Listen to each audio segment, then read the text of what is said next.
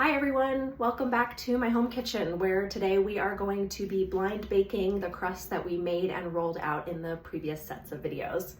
Now, blind baking is not something that is familiar to everyone, but I would highly recommend that you take the extra step to blind bake because it's the only way to get your crust really crispy and well cooked on both the sides and on the bottom of your pie.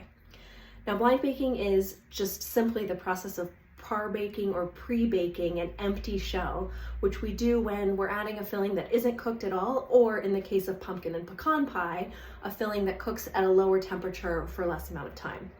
So we're going to take our crust that we have rolled out ahead of time and frozen, so this is frozen solid, and we're going to fill this up and pop it into the oven. I'm filming solo today, so forgive the awkward angle. So what we're going to do is we're going to take either parchment or foil. For some reason I chose foil because I'm shooting a video and it's really, really loud. And what we're going to do is fit this into the shell.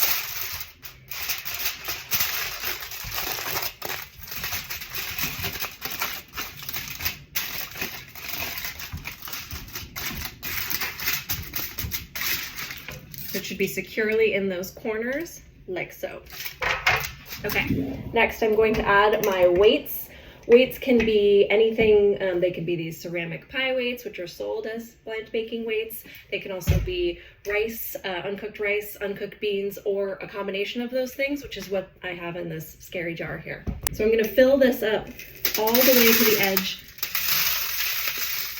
of the rim of the pie plate, because we want to use these weights not only to keep that crust from souffleing up, but also to help hold the sides up.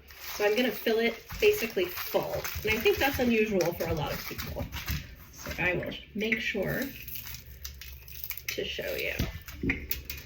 If you can see, that's filled up all the way to the edge. So I'm going to put this in an oven at 375 for about 40 minutes. If your oven has hot spots, I would go ahead and rotate it at 20 minutes, and then I will pull it out at that point and show you what it looks like.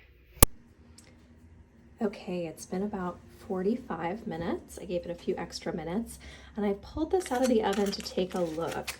So we're going to gently pull this back. You see how that crust is starting to look cooked on the edges, but it's still looking pretty raw and shiny underneath. So we're going to put this back in with the pie weights in place. I'm going to try about 7 more minutes and then I'll show you what it looks like.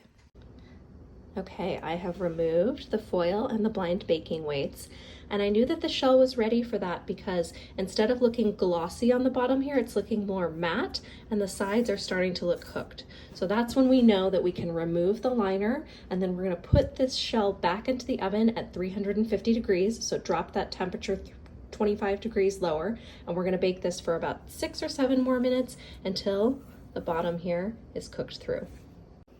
Okay, our crust is completely cooked and blind baked.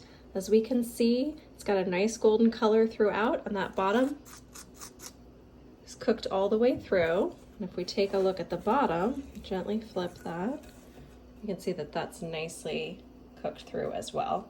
At this stage, we have a couple of options. We can go ahead and fill this crust with our filling and pop it back in the oven and bake it right away, or we can let it cool completely and wrap it up. It'll keep on the counter for about 5 days, or in the freezer really well wrapped for up to a month. I hope that was helpful. I hope you feel ready to blind bake crusts, and thank you for watching.